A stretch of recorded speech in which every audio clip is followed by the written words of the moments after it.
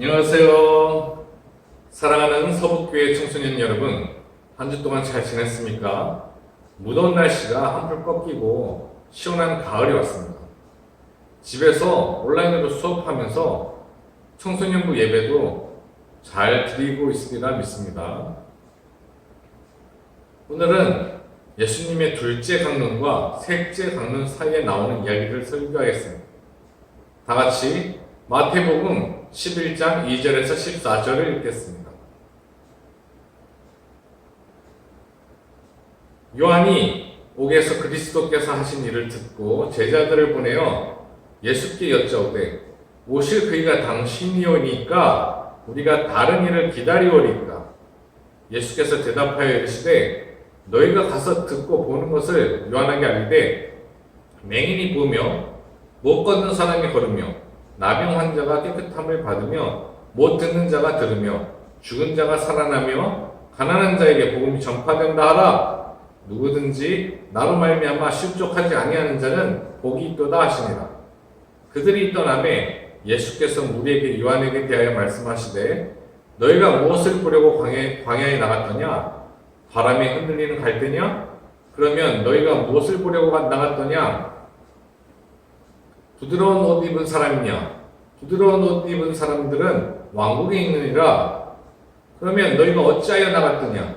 선지자를 보기 위함이었더냐? 옳다. 내가 너희에게 이르노니 선지자보다 더 나은 자니라. 기록된 바 보라, 내가 내 사자를 내 앞에 보내노니 그가 내 길을 내 앞에 준비하리라 하신 것이 이 사람에 대한 말씀이니라.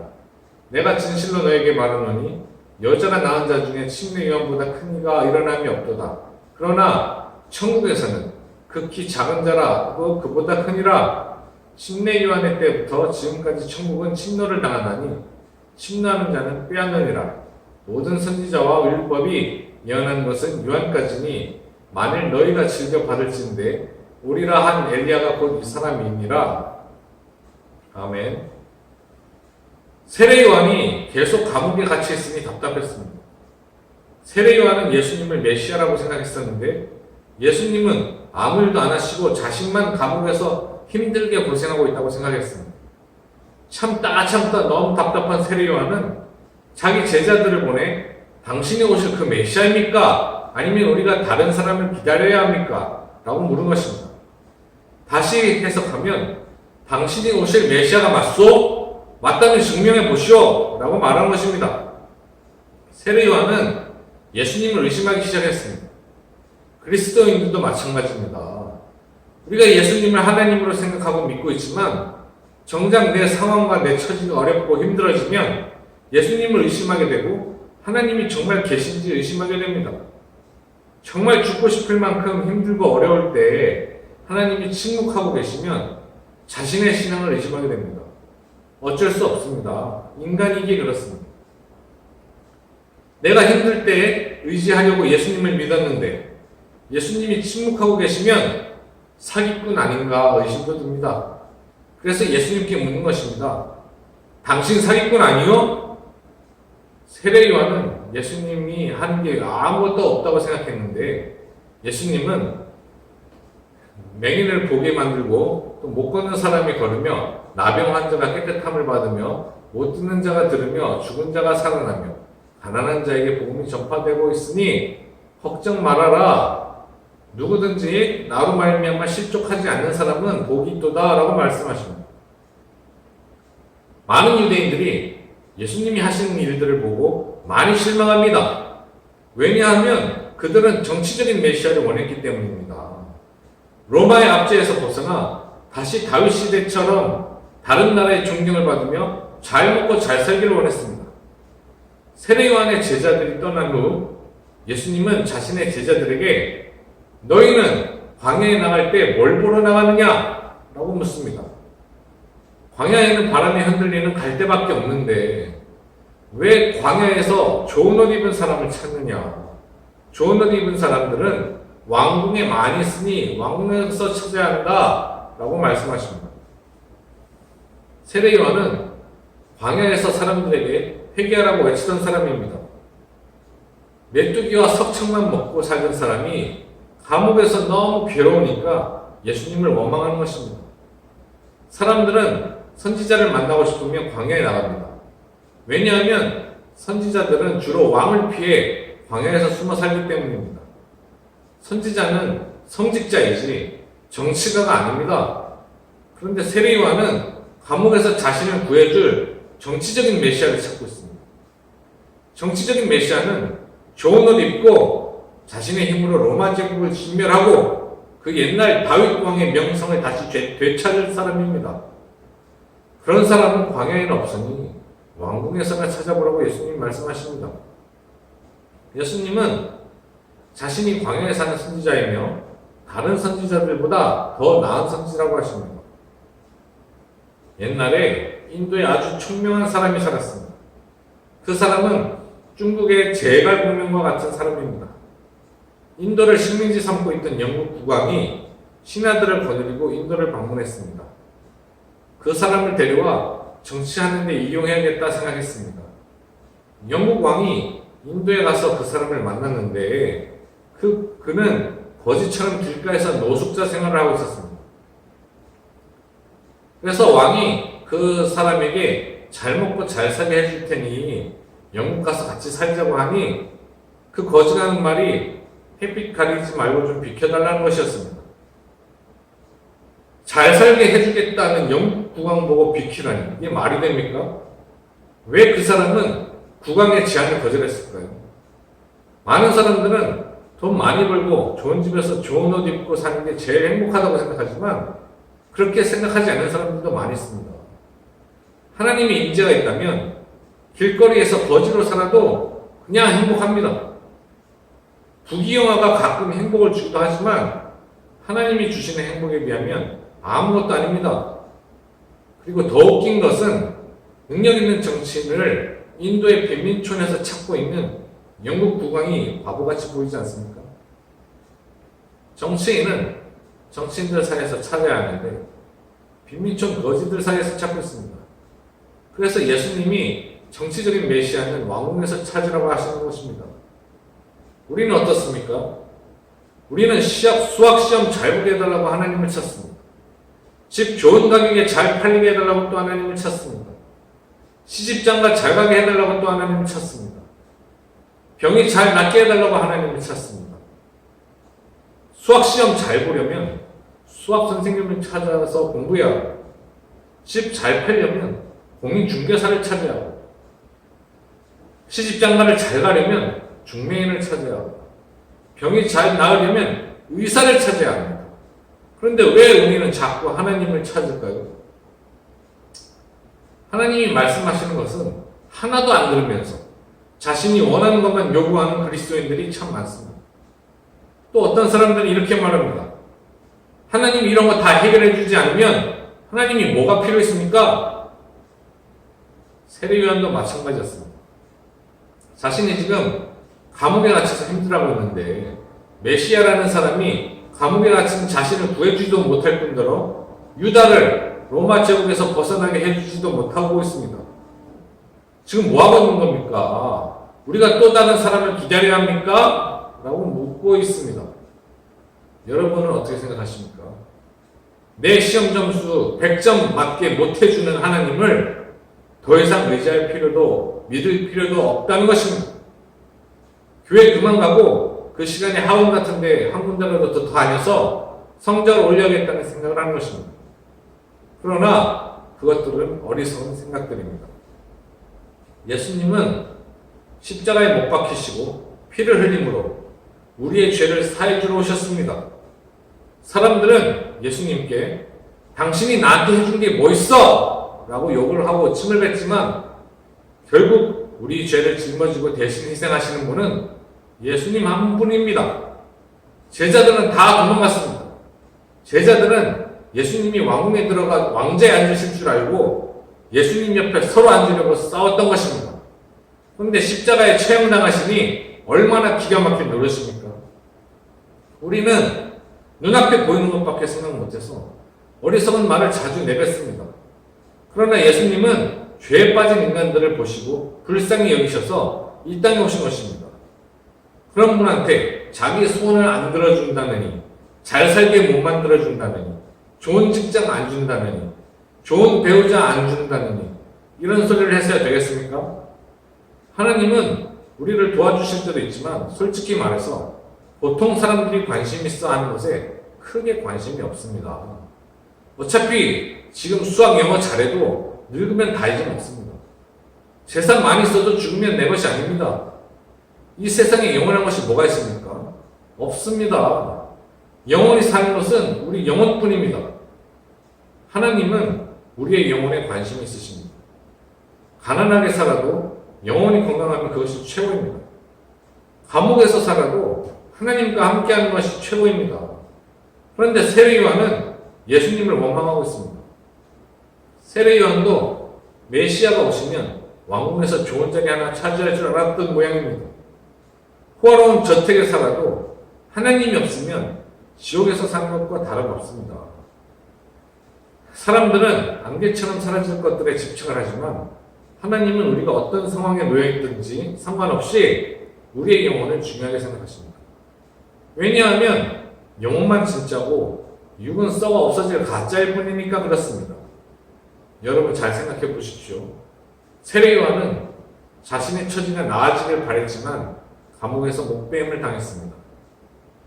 예수님도 십자가 못 박혀 돌아가셨고 예수님의 제자들도 대부분 순교했습니다. 마태복음 11장 12절에 예수님이 세례요한의 때부터 지금까지 천국은 침노를 당하나니 침노하는 자는 빼앗음이라고 말씀하십니다. 천국은 가만히 있는 사람들에게 저절로 주어지는 게 아닙니다. 천국은 빼앗는 사람에게 주어집니다. 이것을 아는 사람들은 교회에서 편안하게 신앙생활을 하지 않습니다. 어렵고 힘든 일을 서로 맡아서 하려고 달려듭니다. 아프리카나 북한 같은 데 가서 힘들고 어렵게 사역하려고 달려듭니다. 보통 사람들은 그런 사람들을 이해하지 못합니다. 대한민국에서 편안하게 예수님 믿고 살면 되는데 굳이 북한이나 아프리카 같은 위험한 지역에 가서 선교하는 사람들을 전혀 이해하지 못합니다. 그들은 천국을 차지하기 위해 목숨 걸고 가는 것입니다. 그렇게 천국은 침노하는 사람만 얻을 수 있는 것입니다. 예수님이 이 세대를 악한 세대라고 하십니다. 악한 세대는 아무 반응이 없는 세대입니다. 나만 잘 먹고 잘 살면 되고 나만 편안하면 모든 것이 만사 오케이인 시대입니다. 남이 죽든지 괴로워하든지 별로 상관하지 않는 세대입니다. 남의 자식이 굶든지 말든지 내 자식만 배부르면 장땡입니다. 예수님이 마태복음 11장 17절에서 말씀하십니다. 이르되 우리가 너희를 향하여 피리를 불어도 너희가 춤추지 않고 우리가 슬피 울어도 너희가 가슴을 치지 아니하였다 함과 같도다. 이렇게 마음이 무딘 사람들은 사탄을 숭배하는 사람들입니다. 하나님이 제일 싫어하는 사람들의 타입입니다. 사탄에게 지배를 당하고 있기 때문에 그렇게 게으르고 나태해져 있는 것입니다.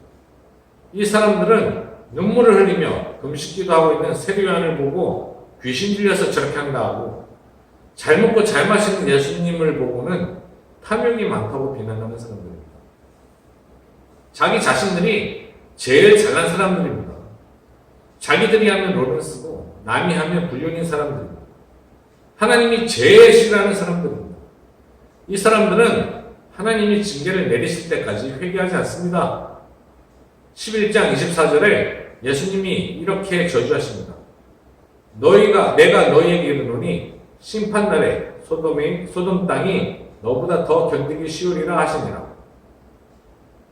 하나님이 모든 권한을 예수님께 주셨지만 예수님이 하나님의 아들이라는 사실을 아는 사람은 아무도 없습니다. 제자들도 예수님이 어려움에 닥쳤을 때는 모두 도망갔습니다. 그러나 마가의 다락방에서 성령을 받은 후에는 제자들도 도망가지 않고 순교하였습니다. 성령을 받아야 영적인 눈을 뜨는 것입니다. 다 같이 마태복음 11장 29절에서 30절을 보겠습니다. 나는 마음이 온유하고 겸손하니 나의 멍에를 메고 내게 배우라. 그리하면 너희 마음이 쉼을 얻으리니 이는 내 멍에는 쉽고 내 짐은 가벼움이라 하시니라. 아멘. 예수님은 십자가의 길이 어렵고 불가능한 길로 보이겠지만 세상 사람들이 걸어가는 길보다 쉽고 가벼운 길이라고 하십니다. 세상 사람들은 돈을 악착같이 모으기 위해 항상 불안과 걱정 속에 살지만 예수님의 제자들은 돈이 없어도 평화롭고 행복한 삶을 누립니다. 하나님이 지켜주시니 마음이 평안한 것입니다. 걱정거리가 없고 늘 감사한 마음뿐입니다. 마태복음 11장 28절에서 예수님이 말씀하십니다. 수고하고 무거운 짐진 자들아 다 내게로 오라. 내가 너희를 쉬게 하리라. 부자 나라가 된 대한민국 국민들은 대한민국을 헬조선이라고 부르며 자살하는 사람들이 늘어나지만 행복지수가 매우 낮은 인도네시아 같은 가난한 나라들은 돈이 없어도 행복지수가 매우 높습니다. 행복은 돈과 비례하지 않다는 것을 알 수 있습니다. 제자들이 예수님을 따라 안식일에 밀밭 사이로 지나갈 때 너무 배가 고파서 이삭을 잘라 먹었습니다. 바리새인들이 그것을 보고 예수님께 따지며 말했습니다. 당신 제자들이 안식일 규정을 위반했습니다. 제자들 교육 좀 똑바로 시키시오. 유대인의 율법 중에는 안식일에는 아무 일도 해서는 안 되는 것이 있습니다. 이삭을 잘라 먹는 것은 추수하는 일로 여겼기 때문에 제자들이 율법을 어긴 것이라고 지적한 것입니다. 예수님은 유대인들이 가장 존경하는 다윗을 예를 들며 맞받아치셨습니다.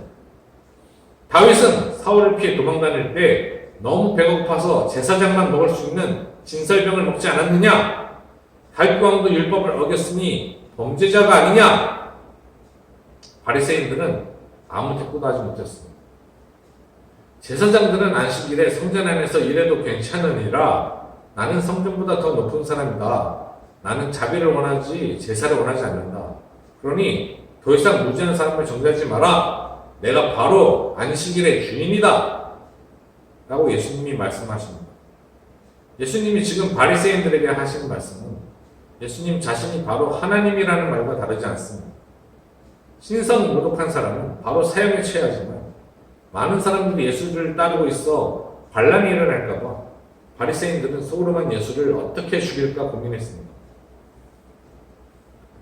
또 어떤 사람들은 예수님이 안식일에 병을 고치시는 것을 보고 안식일에 병 고치는 것이 옳습니까? 라고 따집니다.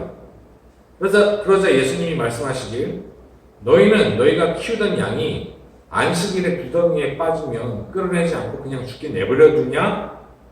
율법을 어겨서라도 살려주지 않냐? 사람이 양보다 더 귀함으로 안식일에 선을 행하는 것이 옳도다 라고 말씀하십니다. 양 한 마리 가격은 매우 비쌉니다. 예수님은 그들이 율법보다 돈을 더 사랑한다는 것을 간파하고 계셨습니다. 그들은 양을 잃지 않기 위해, 다른 말로 말하면 돈을 잃지 않기 위해 사람들이 안 볼 때 율법을 어기고 양을 구출하는 이중적인 사람들입니다. 그 사람들은 자기 필요에 따라 율법을 어기면서도 남이 율법을 어기는 것을 보면 비난하고 손가락질합니다. 그 사람들은 자기 자신을 모르는 것입니다. 공감 능력이 전혀 없습니다. 이렇게 공감 능력이 없는 사람들은 자기가 하면 로맨스고 남이 하면 불륜이라고 비난하면서 자기 자신은 깨끗하다고 자부합니다. 바리새인들은 귀신을 내쫓는 예수님을 보고 귀신의 왕이다! 귀신의 왕이지 않고서는 귀신을 내쫓지 못한다! 이런 누명을 씌웁니다. 그러자 예수님은 사탄이 사탄을 쫓아내면 스스로 분명하는 것이니 어떻게 그들의 나라를 유지할 수 있겠느냐라고 말씀하십니다. 하나님의 나라가 임한 사람들은 능히 귀신을 내쫓을 수 있다고 하십니다. 예수님은 우리가 하나님 나라를 받아 사탄의 유혹을 이겨내고 귀신을 내쫓기를 원하십니다. 사탄의 부하가 타락한 천사들이고 또 타락한 천사들의 부하가 귀신들입니다. 지금도 이 무리들은 사람들에게 매우 악한 영향을 끼치고 있습니다. 이들이 하는 일은 사람들이 하나님을 배신하고 우상을 섬기게 만들며 교회에서 배운 말씀을 잊어먹게 만들고 사람들에게 악한 마음을 심어주어 서로 싸우게 만들며 알코올이나 마약에 중독되게 하는 짓을 합니다. 사람들은 혼자 힘으로는 이들을 이길 수 없습니다. 하나님 나라가 임한 사람만 이 무리들을 이길 수 있습니다. 그래서 하나님 나라가 매우 중요한 것입니다. 또한 사탄은 가족과 친척들을 이용하여 우리와 하나님 사이를 끊어놓으려고 합니다. 매우 치밀하게 전략을 짜서 움직입니다. 그래서 예수님은 자신을 찾아온 어머니와 형제들을 만나지 않고 되돌려 보냅니다. 하나님의 뜻대로 행하는 사람이 내 형제요 자매의 어머니라고 말씀하십니다. 왜냐하면 하나님 뜻대로 행하지 않는 사람은 영적으로는 사탄의 족속이기 때문에 하나님의 자녀들을 계속 방해하는 것입니다. 피로 맺어진 관계는 100년 이상 지속되지 못합니다. 비록 피는 섞이지 않았지만 하나님 뜻대로 행하는 사람들이 나의 형제 자매이며 어머니인 것입니다. 그래서 많은 그리스도인들은 친척들보다 교회 성도들끼리 더 가깝게 지냅니다. 친척들끼리는 큰 돈을 빌려서 사기도 치고 도망가기도 하지만 성도들끼리는 사기치는 일이 거의 없이 죽을 때까지 동고동락합니다. 그래서 핏줄보다 더 끈끈한 게 예수님 줄입니다. 우리 서북교회 청소년들은 서로 친하게 지내고 친형제 자매보다 더 끈끈하게 동고동락하며 잘 지내시길 소망합니다. 다 같이 기도하겠습니다. 하나님 아버지, 오늘 예수님의 이적 기사를 배웠습니다. 정말 저희가 예수님과 닮도록 도와주시옵시고 저희가 한 사람 한 사람 각자 서로 사랑하며 친척이나 가족보다 더 중요하게 생각하는 그런 귀한 존재들이 될 수 있도록 인도하여 주시옵소서. 저희 청소년들을 축복하여 주시옵시고 이 힘든 코로나 시기에 힘과 용기를 더욱더 북돋아 주시옵소서. 이 모든 말씀 예수님 이름으로 기도드리옵나이다. 아멘. 다 같이 주기도문 하심으로 예배를 마치겠습니다. 하늘에 계신 우리 아버지여, 이름이 거룩히 여김을 받으시오며 나라의 마옵시며 뜻이 하늘에서 이루어진 것 같이 땅에서도 이루어지리다. 오늘날 우리에게 영원한 안식을 주옵시고 우리가 우리에게 죄진 자를 사하여 준 것 같이 우리 죄를 사하여 주옵시고 우리를 시험에 들게 하지 마옵시며 다만 악에서 구하옵소서. 대개의 나라와 권세와 영광이 아버지께 영원히 싸움나이다. 아멘. 수고하셨습니다.